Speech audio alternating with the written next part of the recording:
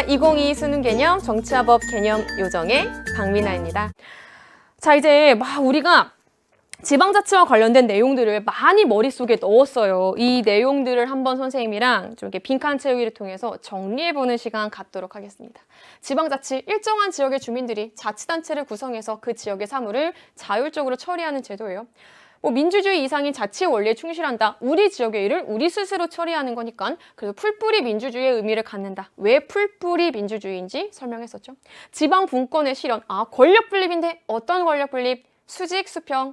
중앙정부와 지방정부니까 직접 권력 분립을 실현할 수 있다라고 하는 거 기억을 해주시면 되죠.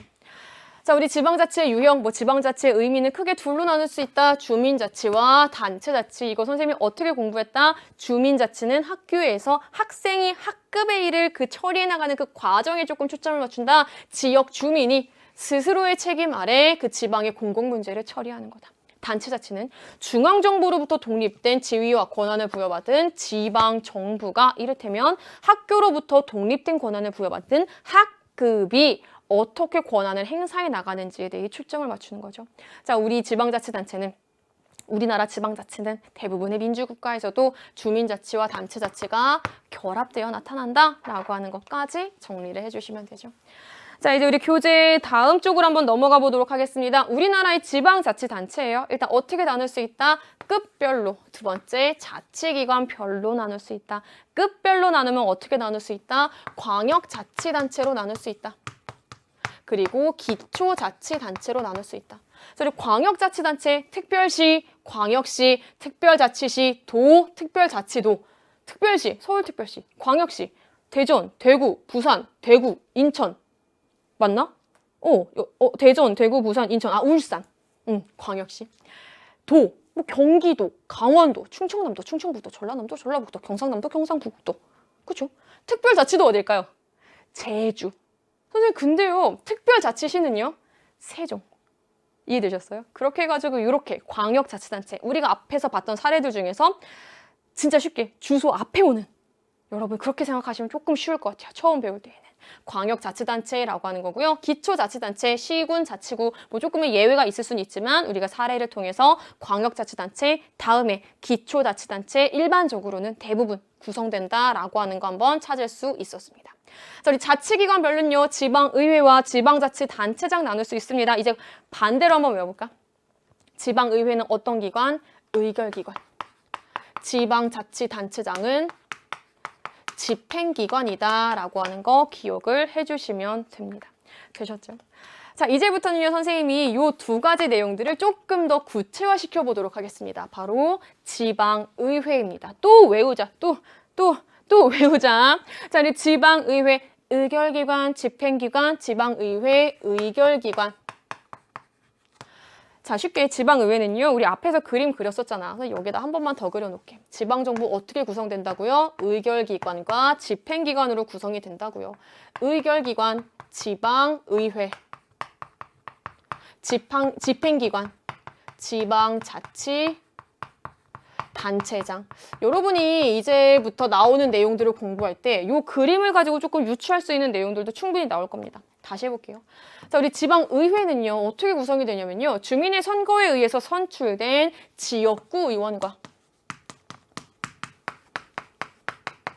정당 득표율에 기초한 비례대표 의원으로 구성됩니다. 물론 이거에 대한 자세한 내용들은 선생님이랑 뒤에서 선거 파트에서 살펴보겠지만 일단 머릿속에 넣어야 될 거. 지방의회, 지역구 의원과 비례대표 의원으로 구성되는구나 라는 거 일단 머릿속에 넣어주시면 됩니다. 자, 지위 한번 살펴보도록 할게요. 주민의 대의기관, 집행기관의 견제 및 감시기관. 생각해보세요. 집행기관에 대해서 감시와 견제. 우리 마치 약간 비슷한 그런 느낌적인 느낌으로 입법부가 행정부를 견제할 수 있는 수단들이 있었죠. 그것처럼 지방의회 역시 집행기관에 대한 견제 및 감시의 역할을 할 수가 있는 겁니다. 따라서 이러한 지방의회는요, 여러분이 조금 초점을 맞춰서 공부를 해주셔야 되는 부분이 바로 이 권한입니다. 권한이 시험 문제 굉장히 자주 나옵니다. 그 중에서도 굉장히 또 자주 나오는 게 뭐다? 바로 요거다. 조례. 조례의 재개정, 만들고 고치고 폐지하는 권한을 갖고 있습니다. 자, 그 다음에 선생님 요거 하나 물어볼게요. 우리 국회 파트 할 때 공부했던 거야. 자, 우리 국회 파트 할 때 예산과 관련된 거. 예산과 관련된 부분. 국회야 지금은 잠깐 얘랑 별도로. 국회 파트 할 때 국회가 예산, 재정과 관련된 권한에서 갖고 있는 게 뭐였어? 예산안, 심의 확정권이었죠. 예산안, 심의 확정권. 잘 봐요. 지방의회 역시 지방자치단체 예산의 심의 확정권을 갖습니다.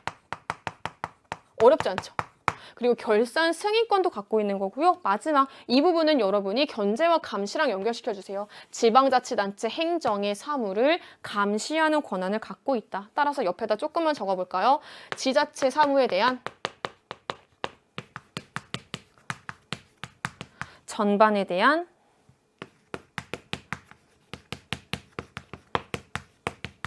감사권.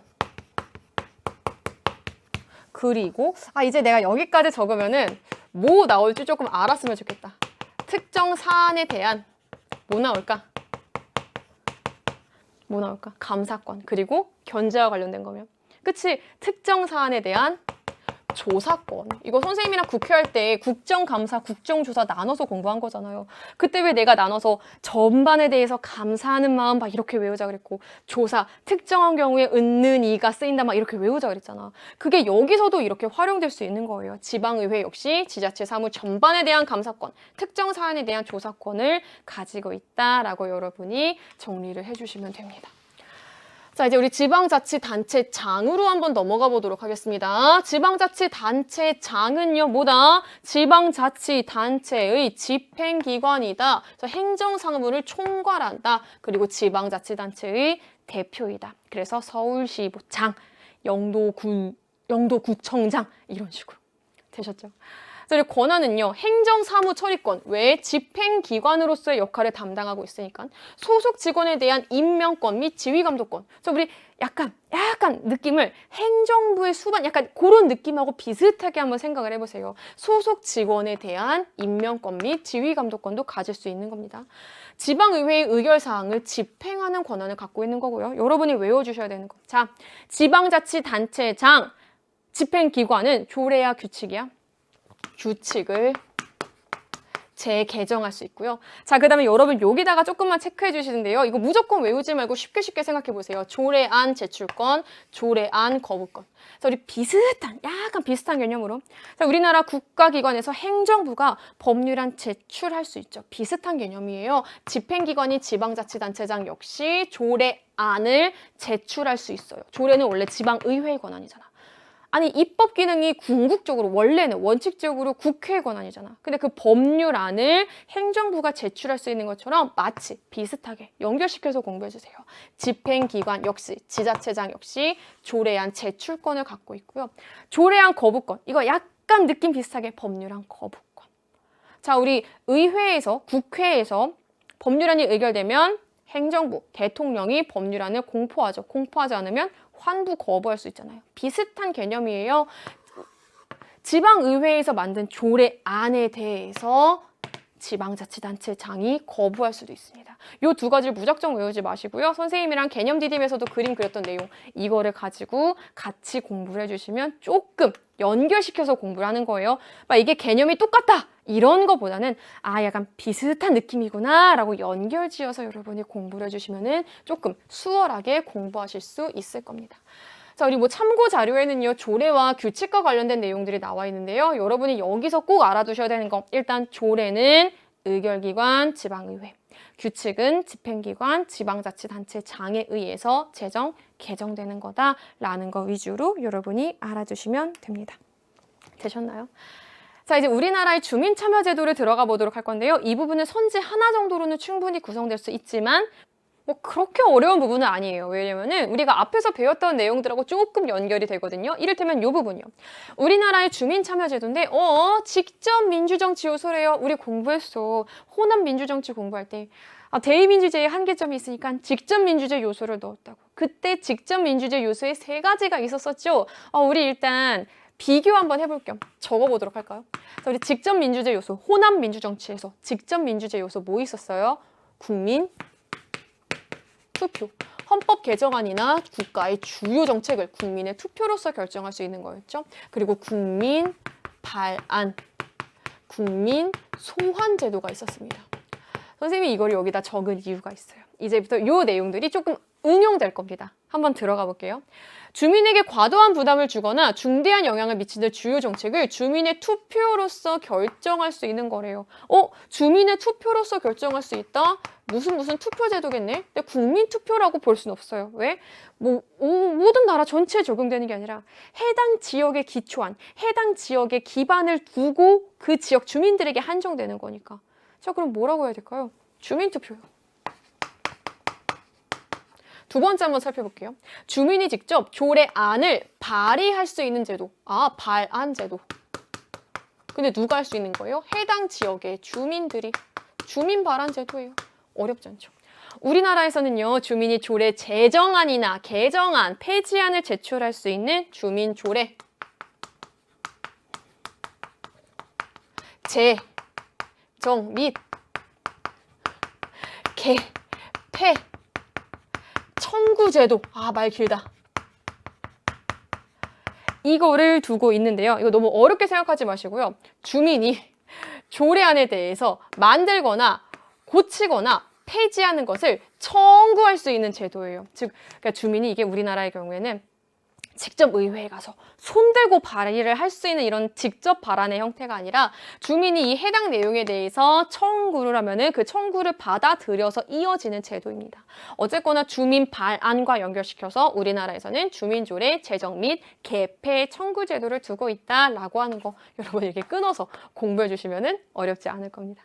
자, 세 번째 살펴볼게요. 선거에 의해서 선출된 지방자치단체장이나 지방의회 의원. 얘들아, 우리 앞에서 선생님이 설명했어요. 지방의회 의원 어떻게 구성된다? 지역구 의원과 비례대표 의원으로 구성된다. 그 중에서 비례대표 지방의회 의원은 제외돼요. 즉, 이 지방의회 의원에는 누구만 포함되는 거냐면요. 요 제도의 대상에 지역구 의원만 포함되는 거예요. 다시, 이 제도의 대상이 선거에 의해서 선출된 지자체장이나 지방의회, 지역구 의원에 한정되어서 임기 중에 주민의 투표에 의해서 해임하는 제도예요. 임기 중 주민의 투표에 의해서 해임할 수 있는 제도다? 그렇지, 소환제도. 그런데 해당 지역 주민과 관련된 거니까 주민소환제도예요. 이제 조금 감이 오세요? 이거 공부할 때 여러분이 국민투표, 국민발안, 국민소환과 연결을 시켜주세요. 자, 그 다음에 두 번째, 주민투표, 주민발안, 주민소환은 해당 지역에 한정되어서. 그리고 세 번째, 주민소환의 대상은 지자체장, 지방의회 의원 중에서 지역구 의원에 한정된다. 선생님, 그러면 광역에 돼요? 기초에 돼요? 이제 좀 공부했으니까. 근데 광역에 돼요? 기초에 돼요? 광역, 기초 다 상관없이 가능해요. 광역 기초 상관없이 지자체장과 지방의회, 지역구 의원에 대한 주민 소환이 가능하다라고 하는 거 알아두시면 됩니다. 자, 우리 기타 주민참여제도로는요, 주민 감사 청구제도, 지자체와 그 장의 권한을 사무와 관련해서 이건 법령에 위반된 것 같아요. 혹은 우리 지역 주민들의 공익을 현저히 해친다고 인정되면 감사를 청구할 수도 있습니다.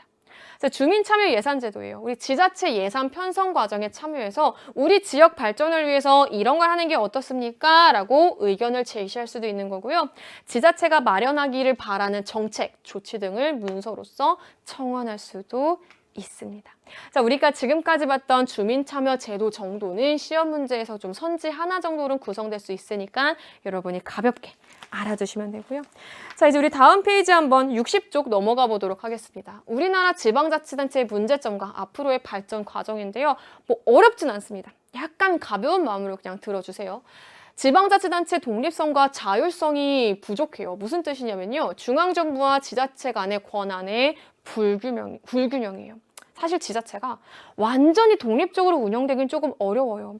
어느 정도 중앙정부의 지휘라든지 감독을 받아야 하는 하지만 우리나라의 경우에는 중앙정부로부터 위임된 이를테면 국가사무가 지방정부가 자치적으로 처리할 수 있는 자치사무에 비해서 지나치게 많은 편이에요. 따라서 이에 대한 조정이 어느 정도는 필요하겠죠. 그래서 우리나라 지방자치의 발전 과제로는 지방분권의 강화, 둘에 대한 좀 권한을 나누는 게 필요하다라고도 연결시킬 수 있는 거고요. 지역 주민의 적극적 참여 부족. 사실은 뭐 주민소환제도 이런 제도들이 있지만 지역 주민들이 적극적으로 참여하지 않아서 무산되는 경우도 많다라고 해요. 그래서 얘도 문제점이 될 수 있는 거고요. 세 번째, 지자체 간의 갈등이 증가되기도 합니다. 우리 지역의 일들을, 우리 지역을 조금 더 발전시킬 거야 라고 하는 이런 욕심들로 인해서 지역 이기주의가 좀 발동될 수도 있는 거고요. 이에 대한 갈등 조절 장치가 조금은 부족한 편입니다.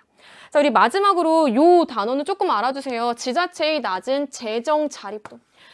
재정 자립도가 뭐냐면요. 일단 쉽게 설명하면 지방정부가 재정활동에 필요한 자금을 자체적으로 조달할 수 있는 정도예요. 다시 한 번 더. 아니, 지방정부가 자기가 재정활동을 하는데 필요한 그런 자금을 자체적으로 스스로 가지고 올 수 있는지, 스스로 조달할 수 있는지 정도예요. 근데 그 재정 자립도가 낮다라고 하는 게 문제점입니다. 재정 자립도가 낮으면 왜 문제인데요? 생각해보세요. 우리가 학급 내에서 독자적으로 우리 학급 내에서 돈을 끌어올 수 있는 방법이 부족하면 외부 기관에 의존하겠죠. 외부 기관에 의존하면 외부 기관의 영향을 받아서 학급이 운영될 수밖에 없을 거예요. 마찬가지입니다. 재정 자립도가 낮으면 낮을수록 중앙정부에 의존하게 될 거예요. 중앙정부에 의존할수록 지역 문제의 자체적 해결이 어려워질 수도 있겠죠. 따라서 이 내용 같이 알아두시면 됩니다. 자, 이제 우리 발전 과제 중에 뭐 첫 번째는 봤고 두 번째 다시 살펴볼게요. 중앙정부와 지방정부 및 지방정부 간에도 협력을 조금 강화해야 된다라는 내용. 자, 그리고 마지막은요. 우리 마지막에 봤었던 문제점에 대한 조금의 해결 방안이 될 수도 있습니다. 그래서 재정 자립도를 강화시키자. 그리고 주민들의 참여를 확대하자라고 하는 내용으로 우리가 연결을 시킬 수 있습니다. 자, 우리 이렇게 해서 지방자치와 관련된 내용들 쭉 한번 살펴봤는데요. 과연 이 내용들, 내용 요소 많았어요. 그리고 처음 배우는 내용들도 있었어요. 막 의결기관, 집행기관, 지방의회, 지방자치단체장. 이 내용들이 실제 문제로 어떻게 구성이 됐는지 한번 연습해 볼게요. 이게 문제를 여러분이 풀고 나면은 내가 어떻게 공부해야 되는지 방향성도 잡으실 수 있을 겁니다. 동그라미군 주민들은요, 이렇게 비리를 저질렀다고 의혹을 받고 있는 동그라미 군수를 임기 중에 주민의 투표에 의해서 해임할 수 있는 절차를 밟고 있대요. 이 기억은 주민 소환 제도에 해당되겠죠. 정답 1번. 이거 평가원 문제인데 끝? 괜찮죠? 할 수 있겠죠, 의외로. 좀 복잡했지만 문제를 풀면 또 할 수 있을 정도라고 자신감이 와야 되는데. 자, 두 번째. 이러한 주민 소환 제도는 주민의 직접 참여를 보장하는 제도겠죠. 제한하는 게 아니라. 세 번째. 조례를 제정했대요. 조례 제정은 주민 투표로 확정되는 게 아니라 지방의회의 의결로서 결정이 되는 거겠죠. 니은의 권한은 조례 제정은 집행기관이 독점적으로 가진다. 조례, 지방의회, 의결기관. 외우면 이렇게 또 써먹을 수 있는 겁니다. 자, 마지막 보세요. 기역 니은은 중앙정부와의 수평적 권력 분립에 기여한다? 아니죠. 지방자치, 수평적 권력 분립이 아니라 수직적 권력 분립이 되겠죠. 따라서 정답은 1번에 어렵지 않게 1번 찾으실 수 있습니다. 2번 한번 살펴보도록 할게요. A제도, 안녕하세요. A제도예요. 나를 소개할게요. 주민이 스스로 지역의 사무를 처리하는 과정입니다. 꼭 필요한 A제도랍니다. 지방자치네요. 들어가 보도록 할게요. A제도는 국가 정책 결정의 효율성과 신속성을 추구하는 것과는 조금 거리가 멀 수도 있습니다. 효율성, 신속성이라기보다는 그쪽보다는 민주적 정당성, 민주주의의 발전 기반이라고 볼 수 있는 거겠죠. 기억 잘못된 설명. 니은 보도록 하겠습니다. 가에는 중앙정부와의 수직적 권력 분립이 들어갈 수 있겠죠. 어렵지 않죠. 디귿. 기역과 디귿은 어디예요? 의결기관, 지방의회. 기역과 디귿은 모두 별도의 비례대표 선출을 위한 투표도 함께 실시합니다. 왜? 우리 지방의회 어떻게 구성이 된다? 광역이든 기초든 지역구 의원과 비례대표 의원으로 구성이 된다. 디귿 옳은 설명. 마지막 리을 보도록 하겠습니다. 집행기관 어디예요? 이제 외우자. 지방자치단체장. 주민소환 투표의 대상이 되는 거 누구예요? 지방자치단체장과 지방의회 의원 중 지역구 의원. 근데 광역과 기초 여부를 따진다? 안 따진다. 따라서 니은과 리을 모두 이해되셨나요? 따라서 정답은 몇 번이 되는 겁니까? 니은, 디귿에 해당하는 정답 3번이 되는 겁니다. 되셨나요? 자, 우리가 이렇게 조금은 생소하다고 느껴졌던 지방의회에 대해서 한번 이 시간에 정리를 해봤습니다. 여러분 문제 풀면서 조금 감이 오시죠? 어디에 조금 초점을 맞추셔야 되는 건지. 광역, 기초 나누고 지방의회, 지방자치단체장, 의결기관, 집행기관 각각의 권한들 선생님이랑 같이 이렇게 연결시켜서 공부했던 그 내용 떠올려 주시면 되고요. 우리나라 주민참여제도 중에서 특히 직접 민주정치요소와 연결되는 거 주민 투표, 주민 소환, 주민, 반환 요 내용들을 가지고 여러분이 공부를 해주시면은 아마도 어렵지 않을 겁니다. 자, 일단 12강의 개념 시그널 이렇게 나와 있습니다. 그리고요, 우리 좀 의미 있는 12강입니다. 챕터 2, 민주국가와 정부가 끝났습니다. 벌써. 자, 우리 전체 6개 챕터 중에 2개가 마무리됐어요. 반드시 복습하고 다음번 챕터 3으로 넘어오시길 바라고요. 지금까지 달려온 여러분 정말 수고. 뭐 이게 끝나는 멘트 같은데 잠시 한숨만 돌리세요. 한숨만. 너무 많이 쉬면 또 돌아오기 힘들잖아. 스스로에게 조금 보상도 해주고요. 스스로 잘했다 격려도 해주면서 맛있는 건도 한번 먹고 바로 당장 내일 돌아오세요. 여러분 수고하셨습니다. 저는 지금까지 정치와 법의 박민아였습니다. 안녕.